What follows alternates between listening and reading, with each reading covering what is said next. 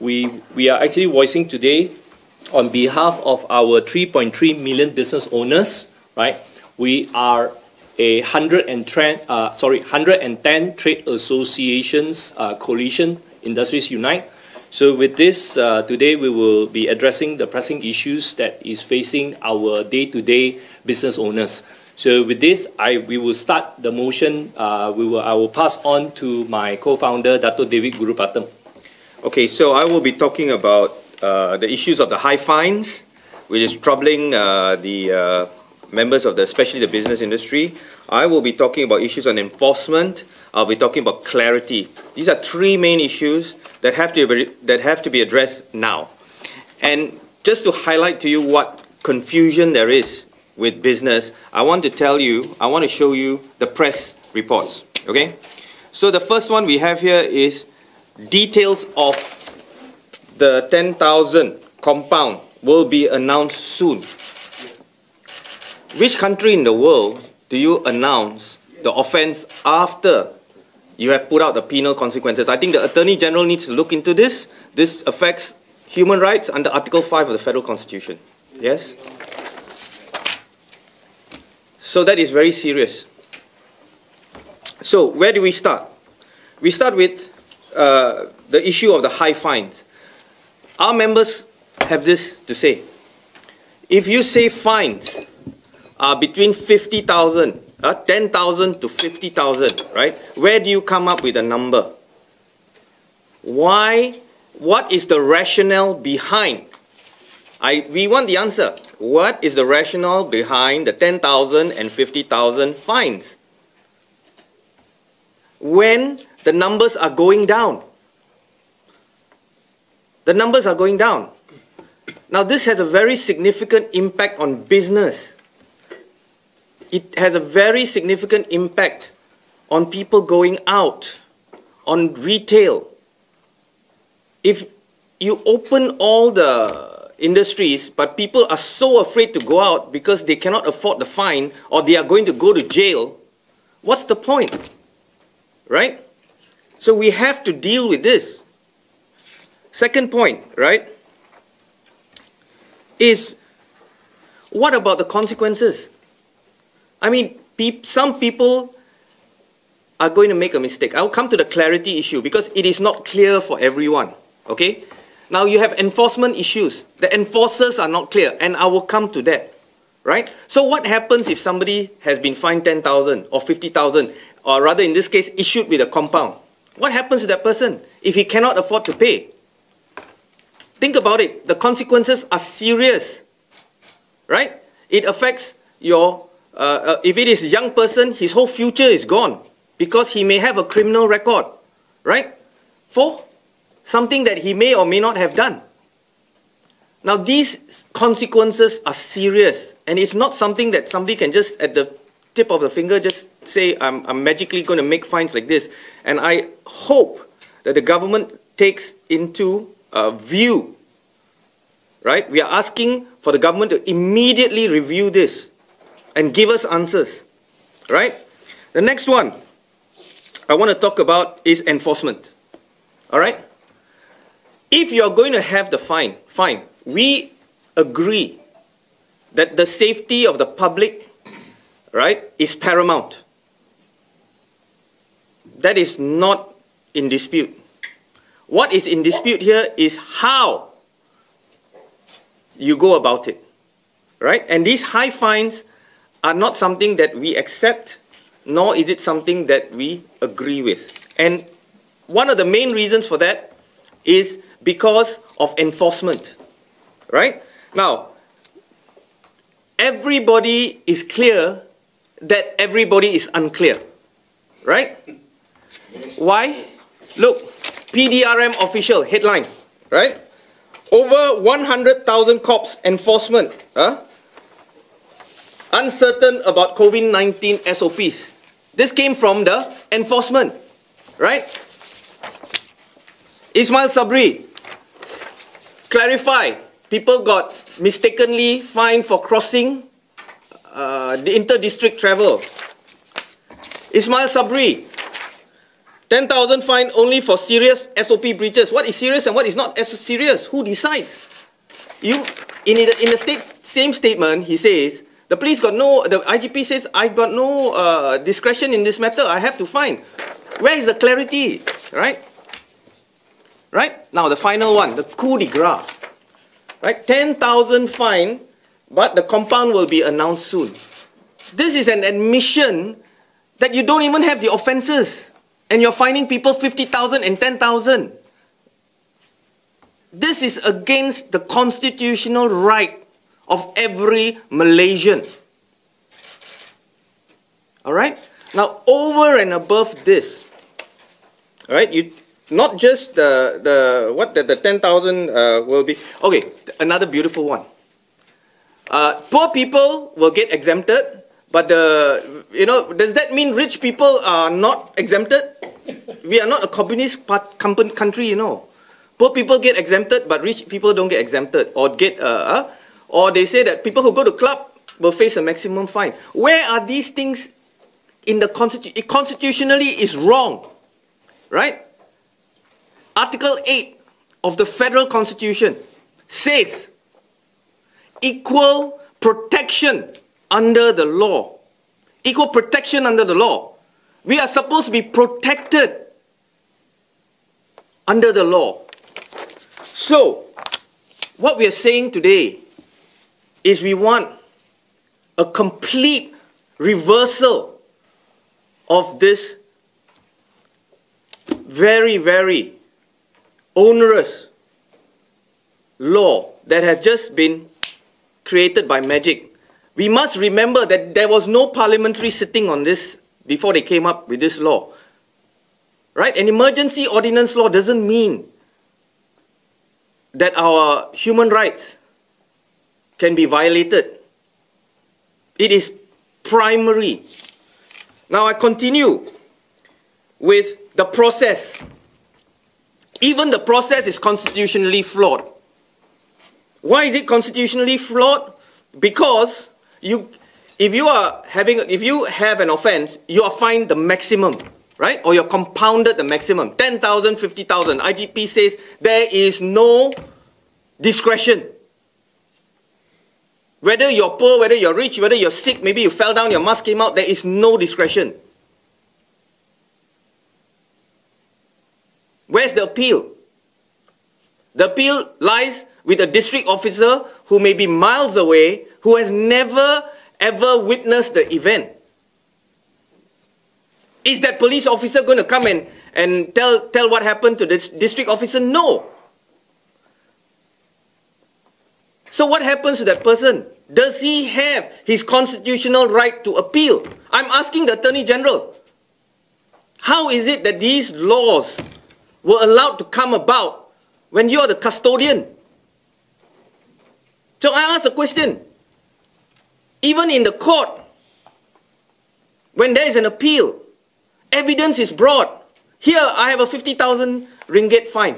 I go to a DO. Is the respective enforcement officer going to come and tell my side of the story? Are we going to leave it arbitrarily to one person who has more power than even the Court of Appeal? Now, these are all very fundamental constitutional issues that affect the rights of Malaysian public. And we represent 3.3 million businesses. You just have to multiply that by X number of people and the people working under them. That is exactly what the Rakyat is saying. All right? Now, then we have the third conflict. What is the third conflict? The conflict between federal laws and state laws. Okay? What are we talking about here? The federal says, oh, hiburan, for example. You know how much confusion the word hiburan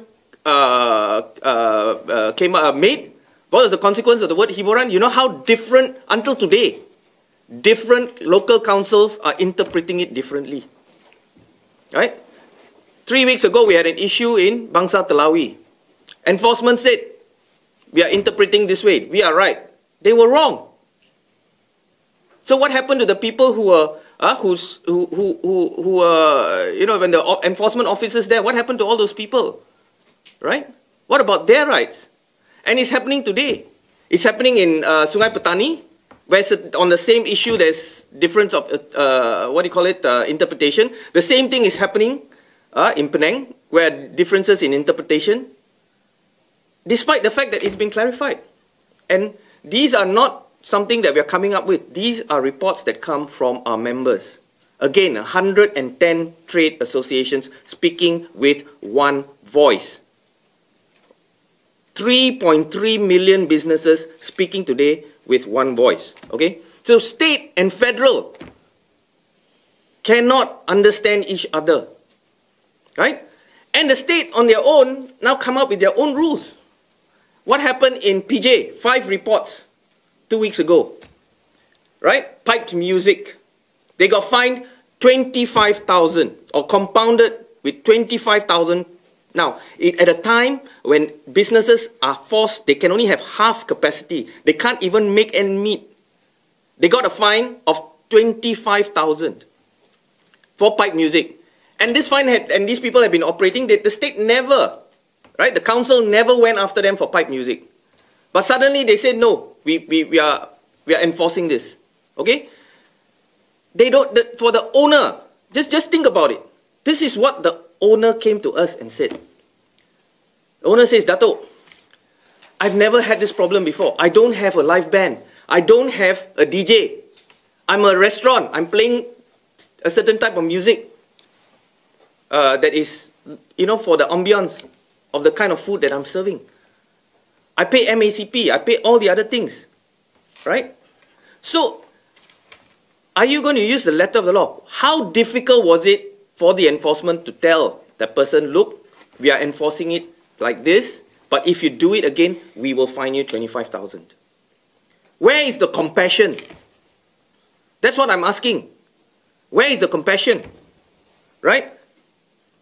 Where is the compassion from the people who are there to protect and serve the public?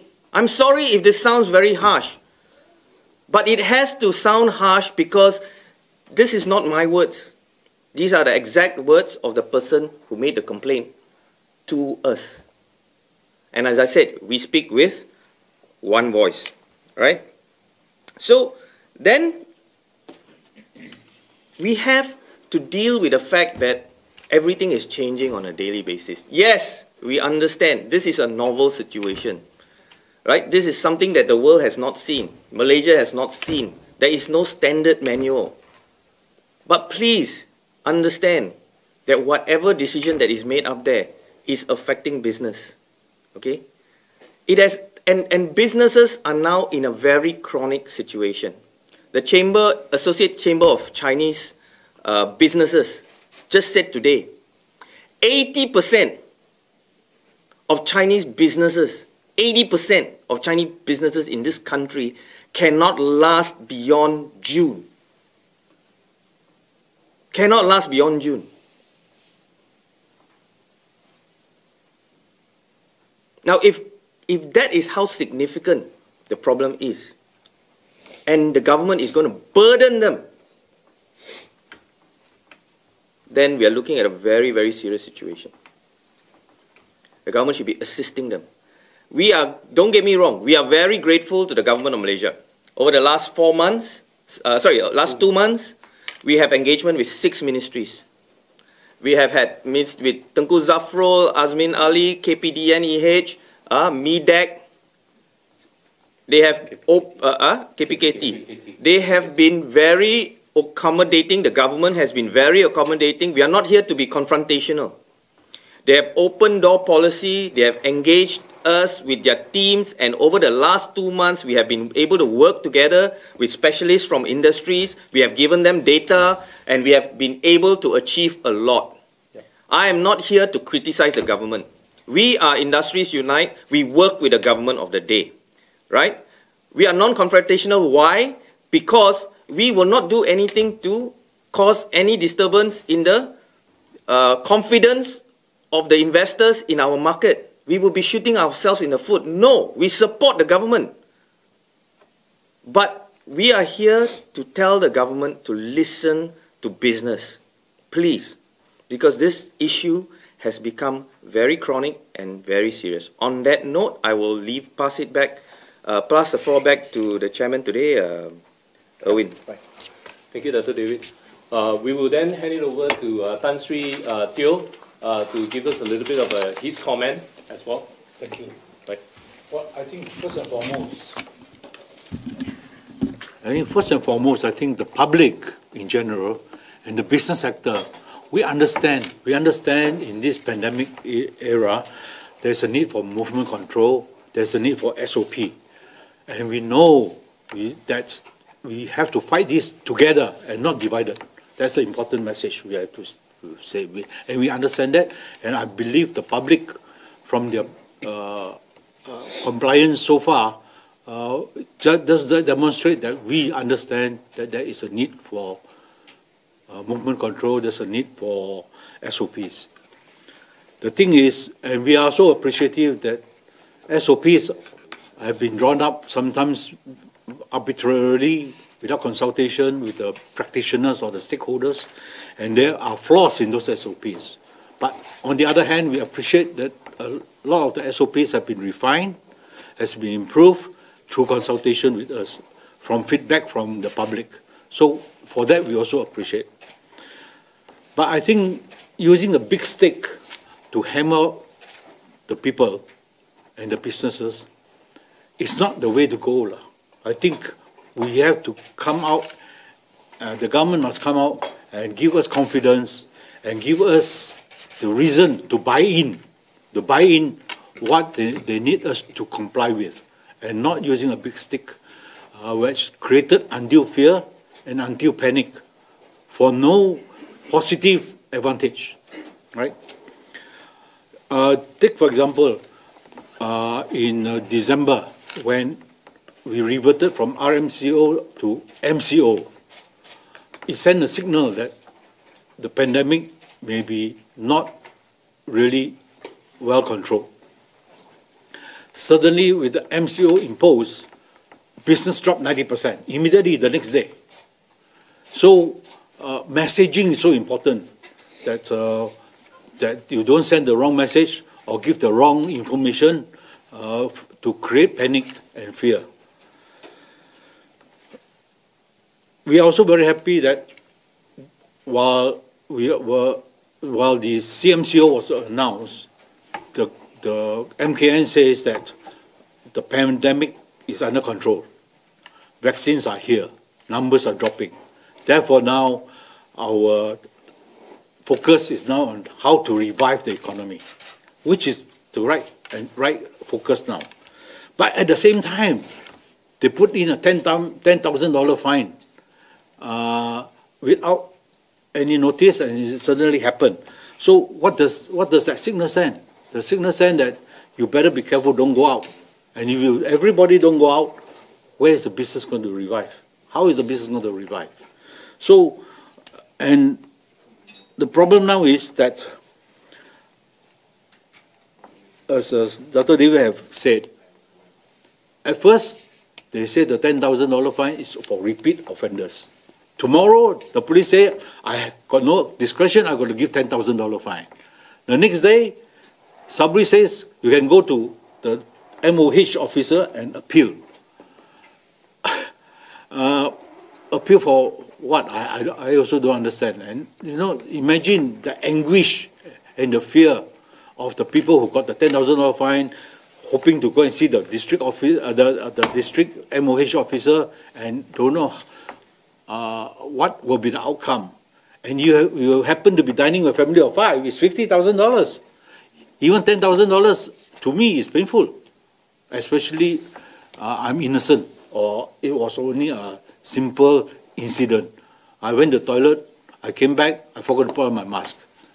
I get $10,000 fine. I mean, that is taking it really very too much of a interpretation, right?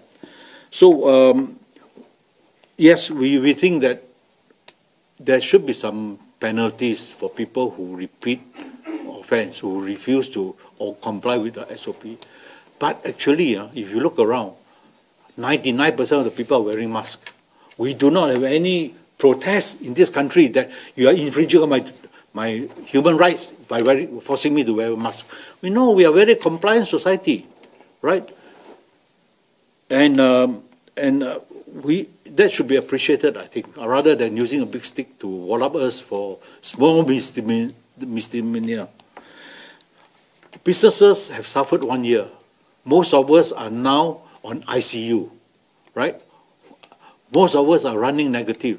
With all the SOP compliance, our capacity to trade is only less than 40% because of the sitting, social distancing requirement, because of the number of people that can go to my shop. And when there are 1 or 2 people queuing outside my shop, the fourth guy will bypass because they can't be bothered to trade, to queue. So I lost the potential of trade. So all of us are now working below 40% capacity.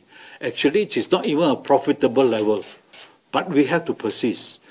Landlords have also helped by giving rental rebates and all those things. But how long can we last if we do not revive quickly and in order to survive? So at the same time, the only avenue left for us to do is how to preserve cash flow. We are not even talking about profit. How to preserve cash flow, right? And with all this potential fine, with our customers not coming to the shop, how are you going to have any cash flow at all? How are you going to have sales and adequate cash flow to see us through without having to bring out our reserves? By the way, after 1 year, most of us have exhausted our resources, our reserves and resources. Compounded with that is the enthusiasm of the government to find all avenues to collect more cash for the government, right? For instance, HRDF, suddenly out of the blue, expanded all the sectors to include paying HRDF. HRDF is a training fund. It is not emergency. It is not immediate, right? You need the fund to go and upskill our people. But this is the wrong time. We are in a survival mode. Why are we expanding the HRDF fund so that everybody has to contribute to the fund? This is the worst time to impose additional cash flow to businesses and also a contribution from the salaried man. The salaried man has already suffered no increment or cut in salary, no bonuses, fear of retrenchment, and you add additional contribution to a statutory fund burden for no good reason. So we don't understand that, right?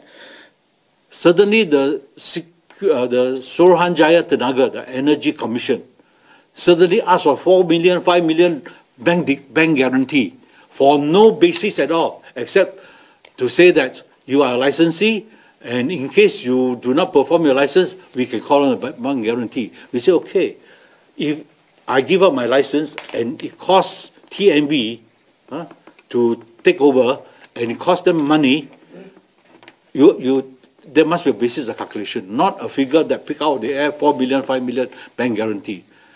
The argument that the bank guarantee is not real cash, which is not true. No bank will give me today, or give a struggling business today, a bank guarantee of 5 million without depositing 5 million as fixed deposit. Where is a business going to find the 5 million to put in a fixed deposit to give a bank guarantee to Suruhanjaya Tenaga for no basis at all? So all this additional burden, unnecessary burden, is helping to kill the business faster, and therefore the economy will die faster. There is no help. It's not helping us. Suddenly, as David has said, pipe in music. For years and years and years, we never had any no need to pay for any licensing to pipe music. Fine, it is in the law. There is a provision that they can charge, the local authority can charge entertainment tax on pipe music. But for so many years, nobody have implemented that. Okay, you have the right to, but one, it's the wrong time to do so. Two, there was no notice given to anybody, no time period of easing it in for people to apply for the license. So why the sudden 24-hour no notice, walk in and say you're playing pipe music, $50,000 fine, $25,000 fine? What is the objective? I can know the objective. A lot of local authorities are struggling with their budget as well. They are a business. Because there's no property development, there's no business development, there's no growth, therefore their revenue has also suffered.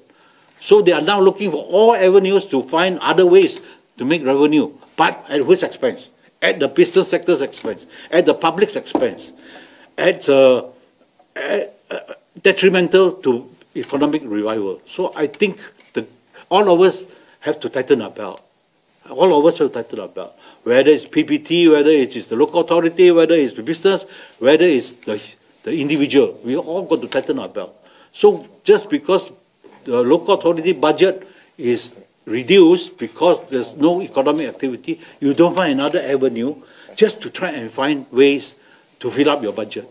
All of us got to tighten our budget, all of us got to retail our budget so that we can together revive our economy. Thank you. Thank you. Thank you, Tan Sri. Thank you, Tan Sri. Dr. Azim, would you have, maybe one comment or two on the enforcement? Or the fines. Yeah, generally. Yeah. Right. Assalamualaikum warahmatullahi wabarakatuh, and a very good morning to all my colleagues here and the members of the press.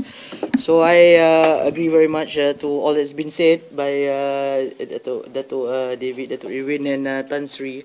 And on behalf of the women entrepreneurs, Bumi entrepreneurs and micro entrepreneurs, I agree very much in the sense that now, as Tan Sri said, this is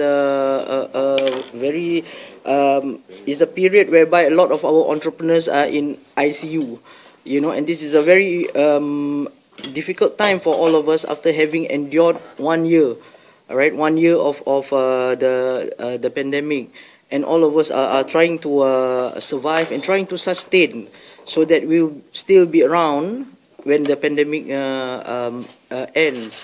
And seeing what Dato' David said just now about the Chinese, entrepreneurs, not surviving, after 6 months and all that, so the situation is critical. So in that situation, I think, we are getting more confused when we're supposed to concentrate on reviving our business, sustaining our business, and we got to focus a lot on managing our cash flow and managing our resources, which is depleting, right? We don't need to have all this confusion, because this and some of the other SOPs that's been given out, right, is actually creating a lot of confusion. We spend a lot of time trying to figure out these SOPs. So I think if that can be rectified, plus the fact that these fines can be looked at or retracted, so that it doesn't instill the fear, and this uncertainty in all of us in trying to revive our business, I think they will help a lot. And maybe, right, before something is announced, that it can be looked at and it can be consulted with, a body like Industries Unite, which represents 110, NGOs. So I think it's important that before any SOPs is, come up with any SOPs, that, there's a serious, engagement with, Industries Unite and the associations under it, so that when the SOPs come out, it'll be clear to the players, to the industry, right? And so that we can happily, go on with our business, trying to revive our business, so that, everybody's happy. I mean, like today, for example, I mean, of course, we don't want to say anything about this, but we have to address this because it's an issue to the business community. So if we can maybe do things better, right? So that the business community will be able to do will be able to run their business, so that we'll all be survive and sustain throughout the pandemic. And the law enforcers, the regulators, and everybody else will also understand us. I think that would be a very good, happy thing to happen. Yes. Yeah. Yes. Okay. Thank you That's very our much. position. Yeah. Okay. Thank you so much. Thank you. Baik, itu tadi anda saksikan sidang media Industries Unite yang dipengerusikan oleh penyelaras kumpulan Industries Unite dan juga yang juga peguam Datuk David Guru Patam, ada juga Datuk Irwin Cheong, juga Presiden Persatuan Pengurusan Kompleks Malaysia PPK Malaysia Tan Sri Datuk Teo Chiang Kok, Presiden Perniagaan Awati Datuk Azlin Ahmad Syaharbi bersama 105 badan dan agensi yang menyertai dalam menyatakan beberapa isu. Salah satunya adalah isu mengenai jumlah denda yang tinggi untuk ketidakpatuhan SOP PKP yang menjejaskan peniaga. Mereka juga menimbulkan isu mengenai penguatkuasaan, iaitu tiada perincian daripada penguatkuasaan SOP sama ada daripada Persekutuan Negeri dan juga PBT. Juga terlampau banyak peraturan, undang-undang dan keperluan yang berubah saban hari. Mereka juga menyatakan isu yang membebankan rakyat dan perniagaan, khususnya para peniaga mikro yang juga turut dibawakan tadi. Mereka antara lain mempersoalkan adakah ini di mana penjelasan mengenai pelaksanaan SOP dan kompaun yang dikenakan. Banyak kekeliruan yang dinyatakan kerana tiada penjelasan, kerana interpretasi yang berbeza dan kesalahan SOP yang setakat ini masih tiada perincian, sekaligus menimbulkan kekeliruan kepada peniaga dan pemain industri. Kita tahu sebelum ini individu yang melanggar peraturan atau SOP ditetapkan bagi pencegahan COVID-19 akan berdepan kompaun sehingga maksimum RM10,000. Manakala syarikat atau pertubuhan yang melakukan kesalahan sama pula boleh dikenakan kompaun sehingga maksimum RM50,000. Baik, kita nak bercakap mengenai perkara itu. Kita nak terus bersama Wakil Perusahaan Kecil Sederhana yang merupakan salah satu badan dalam Industries Unite. Kita bersama Azhari Wahid yang merupakan Ketua Pegawai Eksekutif Akademi Usahawan Mikro AUM. Selamat pagi Azhari. Selamat pagi, Diki. Apa khabar? Khabar baik. Azhari, mungkin boleh Azhari jelaskan mengenai isu mengenai kadar kompaun yang tinggi serta pelaksanaan SOP yang dikatakan mengelirukan ini. Adakah ini turut dirasai oleh pemain industri mikro? Okey, untuk dari segi kadar denda yang amat tinggi, saya rasa apa yang dinyatakan oleh Industri Unite, saya memang salah satu daripada presiden terawal yang menyertai Industri Unite. Kami memang rasakan bahawa ketakutan orang ramai untuk keluar untuk mengelakkan diri daripada terkena denda dan sebagainya menjadikan kesan ekonomi itu lebih mendalam, dan terutama usaha mikro, contohnya berniaga di tepi jalan, di gerai. Saya juga pernah highlight dalam sesi dengan AWANI sebelum, bagaimana mereka perlu susunkan meja makan contohnya. Jadi mereka akan pertama takut, peniaga pun takut, pembeli pun takut. Jadi bagaimana ekonomi boleh berjalan dengan lebih baik, itu yang kami cuba nak nyatakan di sini. Dan kalau kita lihat dari segi denda ni pula, bayangkan DG, saya di Kuantan sekarang, semalam saya bertemu dalam lebih kurang 50 orang usahawan wanita bersama dengan usaha wanita Pahang di bawah program Jabatan Kumpulan Wanita. Sedihnya adalah daripada 50 orang tu, tadi berapa orang yang buat 50,000 sales tahun lepas dan tahun sebelumnya. Hanya tinggal 5 orang saja. Maksudnya 10% saja yang buat 50,000 ke atas. Yang lain memang 50,000 ke bawah. Jadi kalau keadaan macam ni, menambah lagi ketakutan di kalangan rakyat dan menjadikan kesan ekonomi lebih terkesan. Dan kami mohon jasa baik pihak berkuasa yang terlibat untuk memastikan ada sedikit review lah untuk apa yang dinyatakan. Kami bukan pengamal undang-undang, kami juga bukan penggubal undang-undang, kami juga bukan pembuat kuasa undang-undang. Kami hanya orang yang nak berniaga. Jadi kalau ada ruang dan peluang untuk diperbetulkan, kami kata orang sanjung tinggilah harapan kami yang kami nyatakan untuk denda ni supaya dapat dibincangkan semula. Dan begitu juga dengan SOP ni. Sebab SOP kadang-kadang walaupun banyak menambahbaikan, pemulihan memang dah banyak. Memang kerajaan juga mendengar apa yang kami nyatakan, cumanya kadang-kadang tafsirannya berbeza. Jadi perlu engagement yang lebih dengan contoh kami di Industri Unite untuk memberi pandangan supaya lebih jelas SOP di peringkat PKS juga. Ya, Azhari, sejauh mana SOP yang ketat ini menjejaskan perniagaan peniaga-peniaga kecil dan mikro? Okey, kalau contohnya peniaga mikro ni, kita bayang ke orang yang berniaga di tepi jalan, itu yang paling mudah untuk kita pandang. Ada juga berniaga di rumah, ada juga yang ada gerai, ada yang ada kedai sendiri. Namun yang sangat terkesan adalah orang yang berdasarkan aliran tunainya dalam bentuk harian. Contoh orang berniaga di tepi jalan. Jadi orang yang nak keluar membeli ni, mereka ni sebenarnya bukan berada di online pun. Mereka survive berdasarkan hasil jualan harian.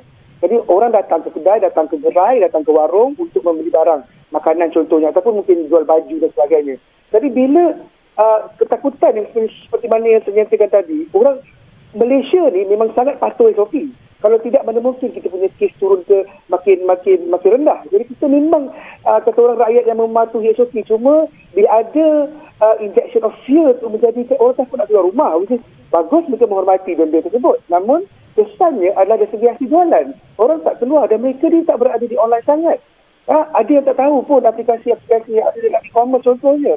Jadi macam mana mereka nak survive? And these people are the biggest group in Malaysia. Dalam PKS mereka lebih kurang 76% daripada jumlah PKS di negara ni. Dan mereka adalah usaha mikro. Dan itu yang saya risau dari segi keterlangsungan hidup mereka dan juga kesan ekonomi dalam GDP negara. Gross domestic product untuk negara. Dan we are here to engage, we are here to help. But then kalau boleh datanglah kepada kami untuk berbincang dengan lebih baik supaya kita sama-sama berjuang untuk memastikan ekonomi berjalan, kesihatan terjaga dan rakyat semuanya terjaga. Itu saya rasa lebih penting juga. Ya, Azhari, antara isu yang dibangkitkan dalam sidang media Industries Unite tadi adalah tiada kejelasan maklumat yang diberikan, tiada perincian mengenai SOP, juga tiada kejelasan pelaksanaan undang-undang yang seolah-olah kita lihat ada pelbagai versi. Maksudnya mungkin yang kedai ini lain, yang kedai ini lain. Mungkin apa cabaran peniaga mikro yang mungkin ada menyuarakan perkara ini kepada Azhari? Apa cabaran mereka ini dalam nak memahami kejelasan maklumat yang diberikan? Okey, sebenarnya isu usaha mikro adalah mereka kurang dapat maklumat yang lebih jelas. Ya, mereka ni bukan macam PKS yang lain, mungkin senang tengok dekat TV, senang tengok dekat dekat WhatsApp, dekat sosial media yang lain. Cuma mereka terlalu sibuk dengan aktiviti harian untuk berniaga kerana mereka tertinggal SOP yang patut mereka follow. Contohnya katakanlah jarak 1 meter antara meja. Contohnya, jadi bila tak ada maklumat yang jelas, jadi mereka buat interpretasi sendiri. Dan bila interpretasi sendiri itu adalah salah dan silap, maka datanglah isu-isu lain, isu 50,000 denda, isu 10,000 denda oleh pembeli contohnya. Jadi benda tu menjadikan lebih keliru. Walaupun kadang-kadang SOP itu sangat jelas. Memang kita dah bertemu dengan 6 kementerian dan beberapa menteri kita jumpa secara face to face dan memang kerajaan memang mendengar apa yang kami nyatakan. Kami bersyukur bertemu dengan Wabi Zafrul, Menteri Wilayah Persekutuan, Menteri MITI, Datuk Seri Azmin Ali contohnya. Mereka mendengar. Cuma bila maklumat tak sampai ke usaha mikro yang kurang pendedahan daripada informasi, menjadikan mereka interpret dengan sendiri dan benda itu memberi kesan kepada benda yang lain. Contoh dari segi dari segi impact COVID-19 itu sendiri, dari segi kesihatan dan keselamatan. Yang kedua dari segi keadaan-keadaan seperti denda dan sebagainya. Jadi perlu ada satu engagement yang lebih baik dan lebih perbaiki engagement yang kita ada dan perjelaskan SOP supaya semuanya boleh faham dan tidak membuat interpretasi sendiri.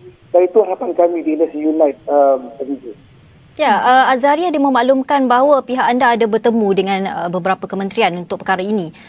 Tapi penjelasan itu, maklumat itu masih lagi tidak sampai. Apa yang diperlukan untuk kita menjelaskan hal ini kepada pemain industri? Okey, alhamdulillah ke-6 kementerian yang kita jumpa yang MITI, Kota Wilayah, KPCP, NADEC dan juga MOF, mereka sangat mendengar. Dan kita pun baru bertemu dengan mereka di kurang sebulan lebih. Jadi engagement baru bermula. Jadi bila baru bermula, mungkin pihak kerajaan juga perlukan masa untuk rektifikasi, memastikan SOP itu mudah menjadi fahami. Dan saya seronok bila kami meeting dengan KPDN SCP, pihak KPCP betul-betul jelaskan sebenarnya SOP yang mereka perlukan kami faham. Dan kami juga menyatakan sebagai pemain industri untuk apakah yang lebih baik boleh dibuat untuk memastikan perjalanan perniagaan boleh diteruskan baik mikro maupun PKS. Dan engagement ni sangat perlu dan perlu kerap, saya rasa. Tak perlu bertemu physical pun. Virtual pun dah cantik. Bila kami bertemu dengan Menteri KPDN kita bertemu secara virtual dan kita nyatakan harapan kita untuk memastikan pemahaman terhadap SOP ini yang lebih baik. Dan apa sahaja keputusan dibuat oleh pihak kerajaan menjadikan satu SOP itu lebih jelas di kalangan peniaga dan yang lebih penting juga jelas di kalangan pembeli. Bila pembeli rasa tenang, rasa berani untuk keluar untuk membeli, saya rasa ekonomi akan berjalan dengan baik. Dan itu yang paling takut sebab kita dah kronik. Kita bukan lagi dah satu orang, bukan ICU lagi dah. Dengan nazak dah sebenarnya. Dan itu yang kami harapkan pihak kerajaan boleh kata orang mendengar hasrat kami untuk memastikan kesemuanya selamat, kesemuanya sihat dan kesemuanya boleh meneruskan kehidupan juga. Ya, Azhari, ada di kalangan pengusaha mikro ni, mereka ini tidak mempunyai premis yang sempurna. Mungkin tiada kedai yang sempurna dan sebagainya. Bagaimana kaedah untuk memastikan segala SOP ini boleh dituruti? Mungkin sebagai contohnya scan MySejahtera, saringan suhu dan juga limitkan jumlah pelanggan atau adakan penjarakan sosial. Apa mungkin pandangan Azhari sendiri? Okey, contoh kalau orang berniaga di warung contohnya, ataupun ada gerai yang kecil, kedai yang kecil. Saya nampaklah sepanjang saya berjalan seluruh Selangor dan Kuala Lumpur sebelum PKP ni, saya baru keluar daripada Selangor ke Pahang hari ni, saya lihat even makcik yang berniaga tepi jalan jualan selemak pun masih ada MySejahtera. Masih ada lagi bertampal di lori yang dikeluarkan oleh pihak zakat Selangor atau zakat wilayah contohnya, usahawan food truck. Mereka memang letak MySejahtera dan mereka minta oleh orang yang beli selemak tu tolong scan dulu, dan kami sebagai pembeli automatik tahu kena scan. Jadi SOP itu memang dah tertanam dalam minda seorang usahawan walaupun usahawan mikro. Cuma bila datang perkara-perkara yang saya ulang balik merisaukan pembeli untuk membeli dan sebagainya, memberi kesan kepada mereka, dan mereka kadang-kadang tengok macam kata orang tak tahu nak buat apa, tengok gerai je, tengok orang, tunggu orang datang. Mereka ni mengharapkan walk-in customer. Most of them are not in online anyway. Jadi bila orang tak datang, buat nasi lemak dah bagi nak rak, nak buat kuih, dah jual tudung, dah beli banyak stok untuk jualan ni nak datang puasa dan raya sebagainya, menjadikan mereka tertanya macam mana aku nak teruskan perniagaan ni, dan mereka survive gigi berdasarkan hasil jualan harian, bukan seperti mana yang lain. Mungkin ada lagi pendapat yang berbeza. So, bila interpretasi SOP itu lebih mudah, lebih senanglah. Saya bagi macam ni je, saya bagi hadiah pada kerajaan. Kalau nak memahamkan SOP, pastikan orang yang paling tak faham SOP. So, kalau orang yang paling tak faham, yang tak reti nak interpretasi itu boleh faham, tandanya that is a very powerful SOP.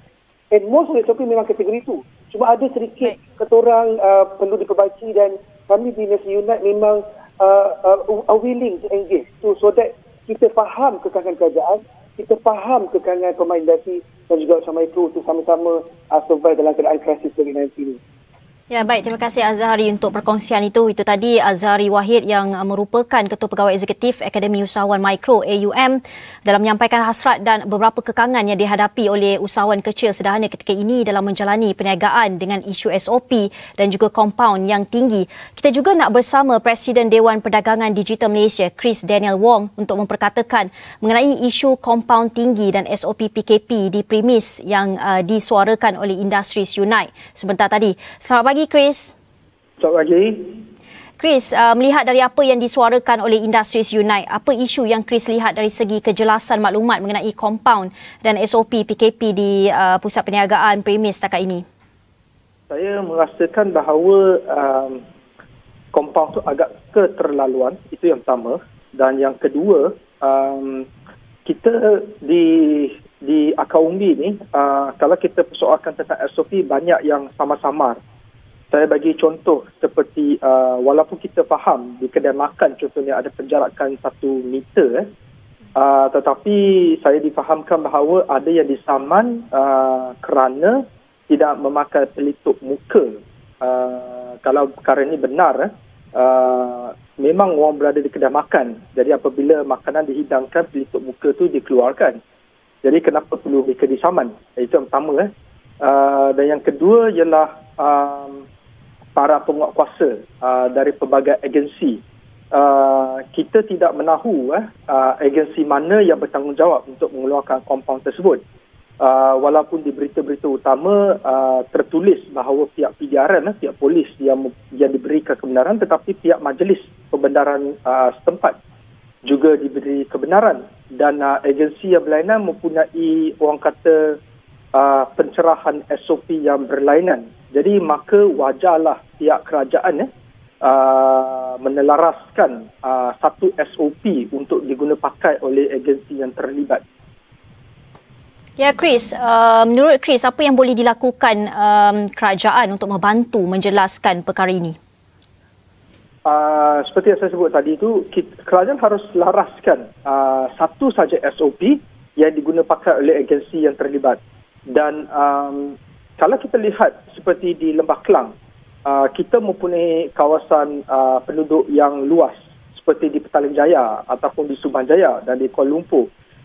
Maka kita juga melihat bahawa terdapat pelbagai agensi yang melakukan penguatkuasaan.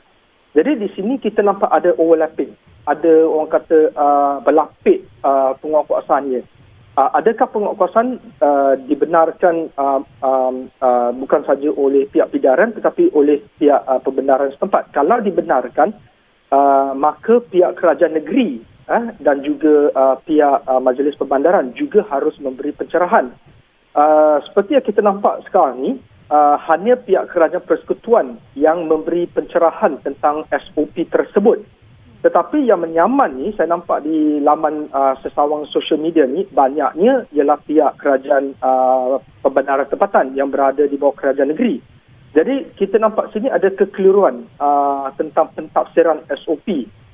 Saya berharap pihak kerajaan negeri, pihak kerajaan persekutuan dan juga majlis pembandaran dapat duduk bersama dengan Majlis Keselamatan Negara dan juga negeri untuk orang kata discuss, untuk bawa berbincang perkara ni. Kerana kalau tidak dibawa berbincang, yang menyusahkan adalah para peniaga. Kerana rata-ratanya mereka orang kata boleh keliru tentang SOP yang berlainan yang digunakan oleh agensi yang berlainan. Ya, Chris, bercakap mengenai perkara itu, perincian kategori kesalahan yang dikompaun sehingga RM10,000 kerana ingkar PKP dikatakan akan diumumkan dalam masa terdekat. Itu kata Menteri Kanan Datuk Seri Ismail Sabri Yaakob semalam, bahawa satu mesyuarat teknikal akan diadakan hari ini antara Menteri di Jabatan Perdana Menteri, Parlimen dan Undang-Undang Datuk Seri Taqiyuddin Hassan dengan KKM berhubung perkara itu. Tapi kompaun telah pun dikeluarkan sebelum perincian ini diberikan. Bagaimana Chris melihat perkara ini? Saya lihat sekarang ni kita boleh amalkan budi bicara. Kita sebagai satu masyarakat maksmuk, seperti mana dulu sampai sekarang ni banyak membawa budi bicara. Saya nampak di Facebook ada yang dikompaun kerana orang kata menanggalkan pekerja restoran, menanggalkan pelitup muka di belakang restoran. Walaupun tiada orang, tetapi mereka ni disaman. Jadi perkara sebegini tidak seharusnya berlaku kerana ini adalah budi bicara pegawai. Apa yang termaktub dalam undang-undang apabila dilaksanakan di bawah ground, sebenarnya kita boleh bawa budi bicara. Dan sepatutnya majlis mesyuarat teknikal sebegini harus dilangsungkan ataupun dianjurkan sebelum penguatkuasaan SOP seperti ini berlaku. Walaupun dah terlambat saya boleh katakan, tetapi saya berharap mesyuarat teknikal ni besok ataupun kelak yang akan diadakan ini boleh juga membawa satu keputusan kepada orang kata saman-saman RM10,000 yang dikeluarkan sebelum ni. Saya juga boleh lihat bahawa ramai yang telah pergi ke pejabat Kementerian Kesihatan untuk orang kata untuk appeal saman-saman tersebut. Jadi mungkin ada berlonggok kes-kes yang orang kata yang sedang nak appeal tentang saman ni. Jadi maka haruslah pihak MKN dan juga Menteri Kanan membuat satu keputusan sebulat suara supaya kompaun-kompaun yang dikeluarkan sebelum ini yang orang boleh panggil nampak samar-samar boleh dibatalkan sama sekali supaya tidak menyusahkan rakyat dan juga tidak menyusahkan para peniaga yang sedang berniaga di dalam keadaan orang kata yang ekonomi yang sedang tenat seperti sedia kala ini. Baik. Terima kasih Chris, sangat jelas di situ. Itu tadi Chris Daniel Wong, Presiden Dewan Perdagangan dan juga Digital. Kita nak teruskan perbincangan kita. Sudah bersedia di talian Skype ialah Presiden Malaysian Food and Beverage Executives Association yang turut mewakili Industries Unite, Encik Hisham Tan Abdullah. Selamat pagi Encik Hisham. Encik Hisham. Selamat pagi. Baik Encik Hisham, apa mungkin kekangan yang dihadapi oleh peniaga sektor makanan dan minuman F&B ni? Datuk David tadi menyatakan mengenai kekeliruan tentang aktiviti hiburan yang mana mendapat interpretasi berbeza dari pemain industri. Apa sebenarnya kekeliruan yang berlaku di situ? I think kekeliruan sekarang atau semenjak itu ialah SOP yang telah dikeluarkan oleh pihak MKN dan KKM. Banyak pihak-pihak penguatkuasa menjalankan tugas mereka mengikutkan definisi sendiri tentang SOP. Jadi kekeliruan untuk semua pengusaha-pengusaha makanan dan minum khaskan untuk bar dan restoran, mereka mengalami kesukaran Sebab mereka mengatakan mereka mengikut garis panduan yang ditetapkan, tapi pihak penguasa yang menjalankan tugas menyuruh mereka menutup dan juga mengisu kompaun dengan tidak memberi penjelasan yang tulus kepada dia apa kesalahan mereka yang lakukan. Daripada persidangan akhbar harian yang dilancarkan oleh Menteri Kanan mengatakan restoran seperti bar dan restoran boleh dibuka, tetapi bila penguatkuasa daripada semua agensi bila melaksanakan tugas mereka katakan tidak boleh. So ini mengelirukan dan juga menyebabkan kerugian lebih yang dialami oleh pengusaha-pengusaha ini. Ya, Chris, lagi satu mengenai kebenaran yang telah diberikan untuk makan dan minum di kedai. Ada yang tidak jelaskah dalam SOP di situ? Boleh Chris jelaskan? Maaf, Hisham. Boleh Hisham mungkin jelaskan mengenai kekeliruan, mengenai kebenaran yang diberikan untuk makan dan minum di kedai? Sebab lesen, pengusaha-pengusaha ada lesen untuk makanan dan juga minuman. Seperti bar-bar restoran yang ada di Bangsa, yang ada di merata-rata KL ataupun di Selangor. Mereka ada dua lesen yang membenarkan menyediakan minuman keras dan juga makanan. Jadi bila mereka membuka untuk orang ramai, pihak penguasa datang secara tiba-tiba dan menyuruh mereka tutup kerana mereka tidak dibenarkan membuka. So ini melirukan. So pihak MKN kata boleh, pihak penguasa yang menjalankan tugas kata tak boleh. So kami ini terperangkap di tengah-tengah. Nak ikut SOP mana? Pihak MKN ataupun pihak yang menjalankan penguatkuasa harian. So kita kena ada satu SOP yang lebih jelas.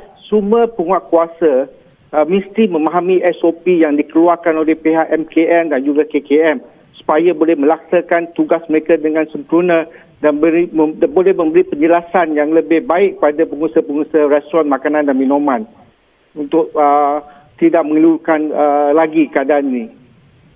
Ya, bagaimana kejelasan mengenai maklumat itu dapat dibawakan kepada pemain industri? Okey, sebagai contoh, katakan restoran itu ada menyediakan makanan dan juga menyediakan minuman keras, alkohol. Lesen mereka memang telah diluluskan untuk menyediakan makanan dan juga minuman alkohol. Mengikut SOP, mereka dibenarkan menjalankan perniagaan.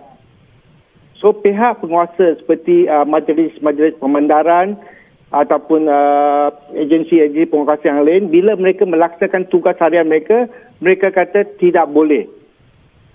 So SOP mana yang pihak penguasa ini ikut? SOP sendiri ataupun SOP yang dikeluarkan oleh pihak MKN dan KKM. So untuk tidak merumitkan keadaan atau menyusahkan pengusaha-pengusaha ini, sepatutnya pihak penguasa mesti dapat menjelaskan atau menunjukkan kesalahan kalau pengusaha-pengusaha ini melanggar SOP. Tapi dalam keadaan sekarang, mereka tidak dapat memberi tunjuk ajar pada pengusaha-pengusaha apa kesalahan yang dijalankan. So jadi pihak berkuasa ataupun pihak yang berwajib mengeluarkan SOP dan garis panduan untuk pengusaha-pengusaha restoran dan bar harus mengeluarkan satu garis panduan yang boleh diikuti oleh semua pihak-pihak penguasa bila mereka menjalankan tugas harian. Seperti lesen, mengikut lesen yang dikeluarkan oleh majlis-majlis pemandaran. Kalau lesen yang dikeluarkan oleh majlis-majlis membenarkan penguasa itu menyediakan makanan dan juga menjual minuman-minuman alkohol, mana mereka telah mengikut SOP yang dikeluarkan oleh pihak MKN dan juga KKM. Jadi mereka dibenarkan beroperasi dan tanpa masalah. Jadi semua penguatkuasa yang bila membuat peninjauan atau pemantauan harian kena ikut SOP itu, bukan mengikut SOP sendiri ataupun pendapat sendiri.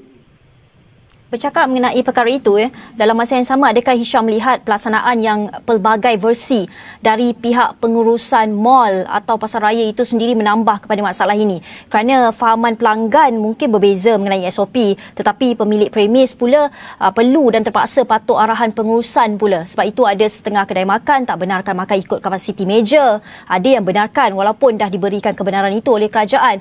Adakah Hisham berpandangan yang sama? Semua pengusaha-pengusaha restoran di mall, mereka ada kapasiti masing-masing. Jadi pengusaha-pengusaha restoran di mall ni kena mengikut kapasiti. Katakanlah sebelum COVID, kapasiti ialah 100. Tapi buat keadaan sekarang, bermula tahun lepas, kita dinasikan untuk kurang kepada 50%. Jadi pengusaha restoran kena ikut garis panduan SOP yang ditetapkan oleh pihak berkuasa. Jadi supaya mereka tidak dikenakan saman. So bermakna daripada 100 kapasiti turun pada 50 tidak bermakna akan patuh dengan SOP. Sebab kalau 5 orang duduk dalam keadaan restoran yang padat, pihak penguasa bila dia buat tinjauan, pandangan dia orang berlainan dari sudut berlainan dan pengusaha pun ada sudut berlainan. So pengusaha restoran kena memastikan jarak meja untuk memastikan kelonggaran, bukan meja ke meja tapi kerusi ke kerusi, untuk memastikan bila restoran tu padat dengan 50 orang tapi nampak dengan jelas penjarakan fizikal dilaksanakan dengan baik. Baik, Hisham, melihat kepada perkara itu juga, adakah ada dilakukan satu engagement kepada kerajaan? Adakah Persatuan Industri Unite ini engage dengan kementerian mengenai kekeliruan ini setakat ini?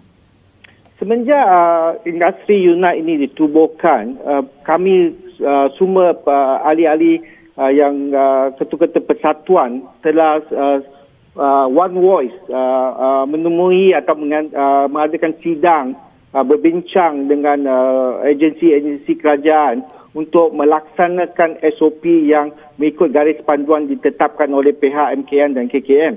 Kami bukan nak melanggar undang-undang ataupun SOP, tapi cuma hendak memberi pandangan kami untuk menjayakan SOP itu dengan bergabung dengan SOP yang kita ada untuk memastikan setiap pengusaha tidak melanggar SOP dan juga dikenakan saman. Jadi pihak berkuasa sepatutnya menerima cadangan daripada kami di Industri Unite yang mewakili semua sektor-sektor perniagaan yang menjanakan ekonomi negara. Kalau suara kami tidak didengar dan cadangan kami tidak dipertimbangkan dengan mendalam, ini akan merumitkan suasana dan juga mengelirukan SOP yang akan datang. Baik, terima kasih Hisham dengan penjelasan itu. Itu tadi Presiden Malaysian Food and Beverage Executive Association yang turut mewakili Industries Unite dalam membawakan perincian mengenai perkara ini. Kita tahu sebentar tadi ada satu sidang media yang dilakukan oleh Industries Unite yang mana menggabungkan sehingga 105 badan dan agensi dalam menyampaikan hasrat dan beberapa kekangan yang dihadapi oleh usahawan ketika ini dalam menjalani perniagaan dengan isu SOP dan kompaun yang tinggi. Mereka meminta kerajaan menyelesaikan isu ini kerana tiada penjelasan terperinci setakat ini dan juga mereka mahukan kekeliruan terhadap pentafsiran SOP itu diselesaikan. Baik, itu saja terkini untuk setakat ini. Saya Jiji Ahmad.